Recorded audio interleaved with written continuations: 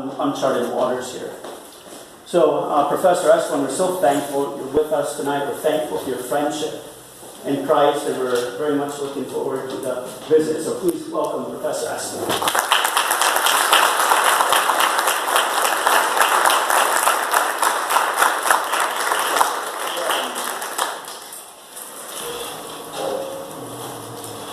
Is this working?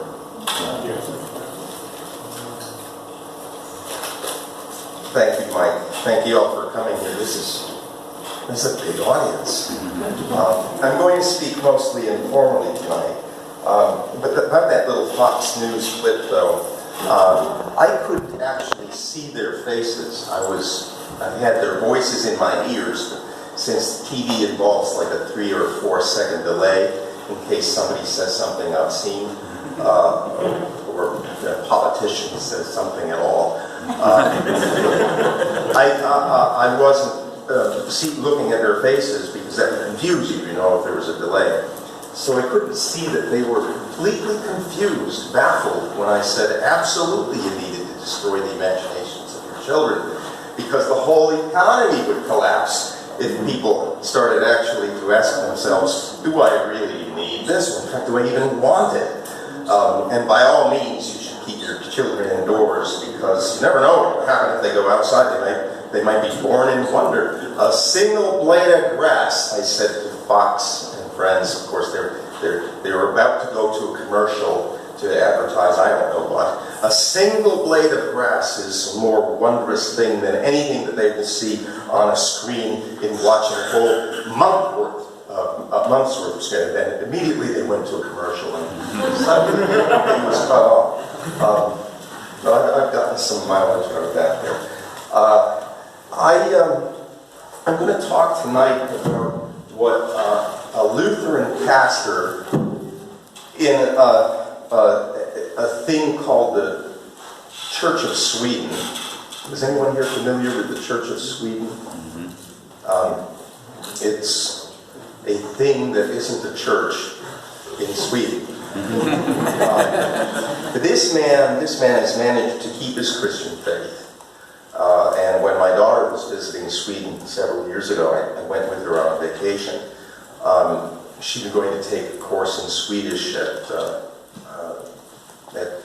near the University of Uppsala. And so we caught up with this fellow who was written for Touchstone magazine, and we've known him through there. But I got to meet him personally for the first time. He was a retired Lutheran pastor. He was sort of edged out of his church, even though his church was the most successful church in the area. That is to say, on a given Sunday, he might have as many as 20 or 25 communicants. Okay? The very sad. He walked around the neighborhood with us and said hello to people and chatted with them and said to me that the conversion of these people, or the reconversion of them to the Christian faith, had to begin with what he called the humanum, the human things. Okay? And so he was trying, with his clerical collar on, and they knew he was a pastor, he was trying to be a human being among other human beings, to lay at least that human substrate, the foundation upon which to build. I agree with the approach, and I want to talk tonight about just how much of that basic foundation needs to be laid again. Because I'm persuaded that the task of the church now is very different from that which faced it when missionaries went out to convert pagans. Okay? So Boniface goes out to preach the gospel to a bunch of German, semi-nomadic Germans who did small farming, drank a lot of beer, and basically raided each other for a hobby during the warm months. Right? What do you do with those Germans? Well, in a sense, and in an important sense, Boniface had an easier task. I mean, they might murder him. They did eventually murder him. He was a martyr. But he had a culture there to work with. It was a vibrant culture. passed down from many centuries of Germans. Beowulf, anybody here from, let's see, I see some students out there. Are you from the University of Milwaukee, Wisconsin, Milwaukee? You don't, yeah. So have you ever heard of, I guess everybody has gone through the torture in high school of being badly introduced to one of the great poems in the history of the world, and so they're made to hate Beowulf. But in Beowulf, there were accounts of battles that occurred 300 and 400 years before the poem was written down. And we now have archaeological evidence of the battles. They were only memorialized by being memorialized in song. When you're working with a people like that, you've got a vibrant culture. Okay? There's something there. Boniface could say to the Germans, you Germans, you're worshiping trees. I kind of get that, because where you live, it's all swamps and forests. Well, but you've got the wrong tree. Let me show you the right tree. It's this tree, the cross. You could say that to them. You say, you worship these heroes. They conquer enemies. Well, it's good for a man who represents his people in battle to conquer their enemies. How about someone who conquers the greatest enemy of all, which is death? And an enemy that you don't even recognize, or perhaps you only dimly recognize, your own sin, your own evil. How about that hero? I got a hero for you. You got heroes? It's good that you have heroes. I got a hero for you. You got trees? I'm going to cut down your sacred tree, but I got a tree for you too. We don't have that. I want to suggest tonight that we don't have that. And I know that may be a little bit controversial. Let me try to make the case. So, I'm going to give you an anecdote. This comes from one of my copies. Excuse me.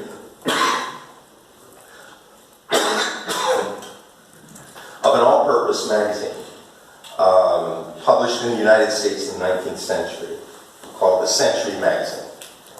In its heyday, right, if you wanted to read Huckleberry Finn, you had to read it in the Century, because that's where Mark Twain published it. You know, not in its entirety. As he was writing it, he would send installments to the Century, and they would print an installment every month or every other month. You want to read about the adventures of Huckleberry Finn? You got to go to somebody who has a Century magazine, or you got to order it yourself. They printed 250,000 copies at their height for a nation of 80 million people, which would be roughly 1 million copies for our country now, right? And you've got to think that for every copy they made, maybe a dozen people are reading it. There's nothing like it now. In these magazines, you find travelogues, discussions of art and music, discussions of theology, short stories, poetry, light, comic poetry, serialized novels, discussions of science, technology, everything, history, you name it, it's there, okay? Everything. We have nothing like it now. It would actually be a little bit off-putting for professors in American colleges now to read, because the discussions in the Century magazine would be referring to things that they didn't know anything about. Right? Our professors, forget the students, the professors. Anyway, so one of the copies I have, a man was reminiscing. A young man was reminiscing about something that happened to him about 10 or 12 years before. He and his buddies, now I want you to think about how many ways this story is inconceivable now. Okay? Not to say that it doesn't happen now. It doesn't happen now. But it is inconceivable. Because you can't even imagine such a thing. All right? So he lived in Cambridge, Massachusetts, which is where Harvard is. Even so, Cambridge at the time was a livable place. And so he and his buddies, they were between 10 and 13 years old. So a bunch of boys at that age, okay? The fort building age, the let's make sure there are no girls around age, right? Let's see if we can swim across the bay while no one's looking age, and hope nobody drowns, that kind of age, right? They all get together to knock on somebody's door that they never met before, right? To wish him a happy birthday because they knew it was his 75th birthday. This is in February, too, so this is in winter in Cambridge. And the somebody was a guy named Henry Wadsworth Longfellow. Okay. Now, those of you who were brought up in public schools, Longfellow was an American poet. And much loved. Everybody loved it. Anybody here from the University of Wisconsin-Madison, a poem is... Forget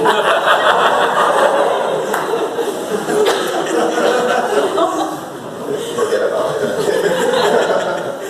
I know you must have, or you could have, one of the greatest zoos in the history of the world. All you need to do is build a big fence, not on the Rio Grande, but right around Madison. Anyway, they loved his poetry. See, they're a bunch of boys who on another day might be beating each other up when they play hockey, right?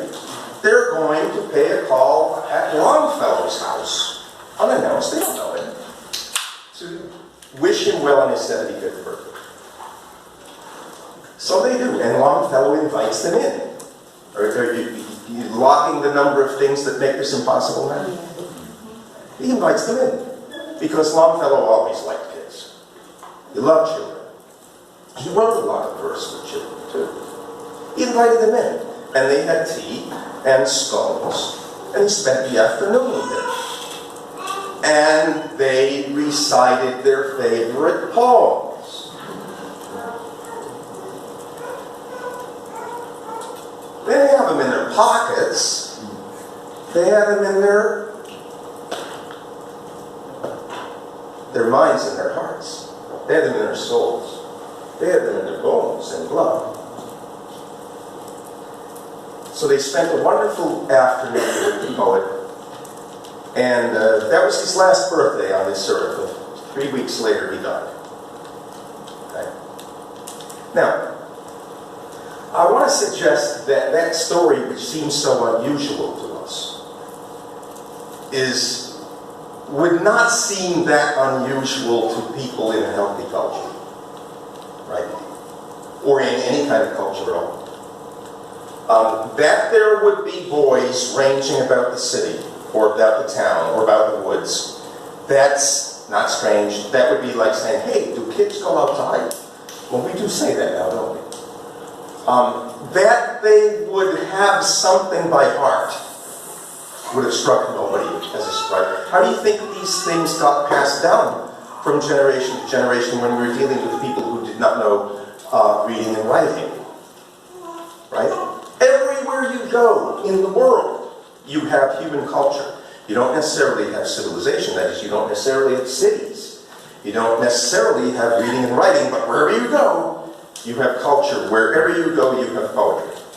Wherever you go, you have songs that people have treasured, cherished, and passed down faithfully from one generation to the next, so that kids and grandpas can sing the same songs. That's everywhere. That is a universal in human societies, except for ours now. We're the outliers. We're the weirdos. Okay. And notice another thing too. The boys in this case have a great deal of liberty, right? And in fact, there's a good deal of liberty assumed by what they do. It's not just that they feel they can go to somebody else's house and knock on the door, right? But that they are fairly confident that the door will be open to them. And that at least they might go in for a minute or two to say happy birthday, right?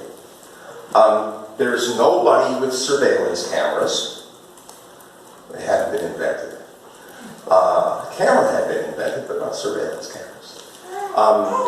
But also, I mean, it's taken for granted that you, even in the dead of winter, February can be a nasty month in Massachusetts.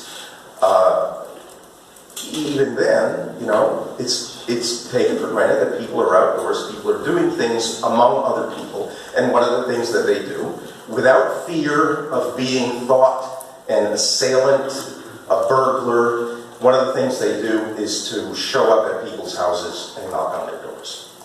Okay? The boys have the liberty of the city. And Longfellow, the old man, feels confident enough, although I'm sure he was at that time very sickly. He was a dying man at that time. He feels confident enough to let them in. Right? We won't do that. We can't do that. But that liberty is made possible by a standard of virtue that is expected of everybody, generally speaking. Right? I mean, everybody is supposed to be able to govern themselves in some fashion, just so that we can get along. And not to have to be burdened by fences, guard dogs, laws, municipal ordinance, all kinds of things that you need as stopgap measures in a society that's already become antisocial, where everybody is suspicious of everybody else. And if you doubt me on this, just take a train ride sometime and compare it with how train rides are represented in movies that come from the 30s and 40s.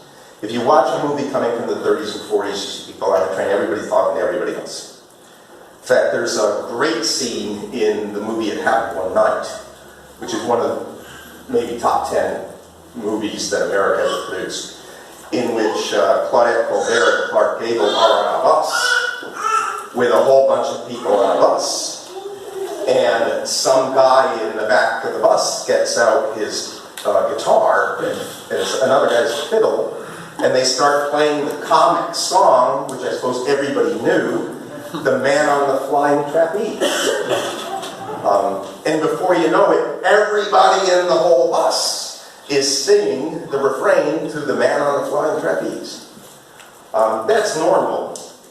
The suspicion that we have of one another, our standoffishness, our actual fear of one another is not normal, and it gives the lie to any notion that we enjoy liberty here. But you cannot enjoy liberty. This is something that all the pagans knew.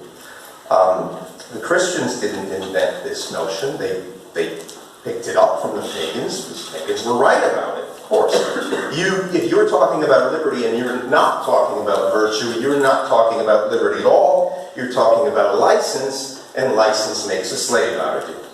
Okay? So the boys would do what they did because there was still assumed throughout the whole society a pretty high and stable standard of personal virtue. These are the things that you do. These are the things that you don't do. Okay? And it allowed for a great freedom of motion. But notice what they did. They recited poetry together. They sang together. Poetry is meant to be recited as if it were a song, even if you're not singing it to a melody. And now I ask another strange question, right? Let's suppose you went, I don't know, anywhere in the world. You go to the Congo, I don't know, any place in the world, okay? And you go to a village, and you grab hold of the next villager that you meet, and you say to the villager, hey you, villager, okay? I want to ask you a question. You can ask it like an Italian mob boss. Hey, maybe you should try this on the streets of Milwaukee. You go on the street and say,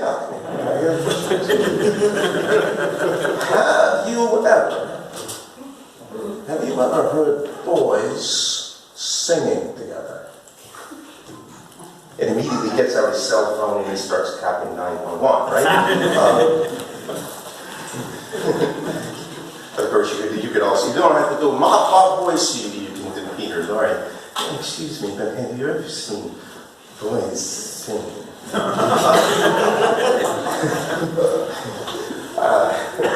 Rick, save me. The young people might not know what I'm talking about.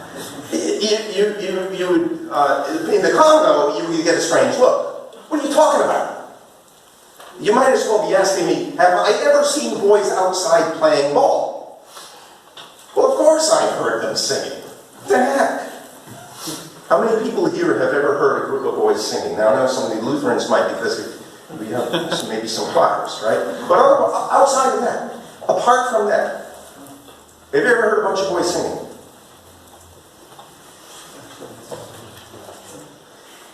It's a little bit like asking, have you ever seen a bunch of boys on their own, without adult supervision, playing ball in a vacant lot?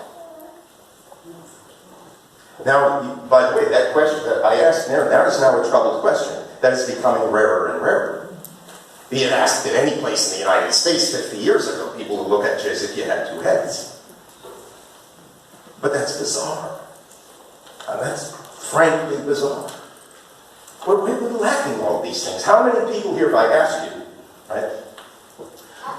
If I asked you, what is your connection to song and poetry? Right?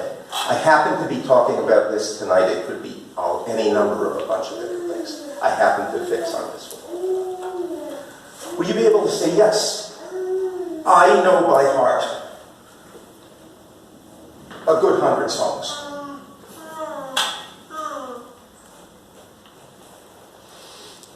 Do you?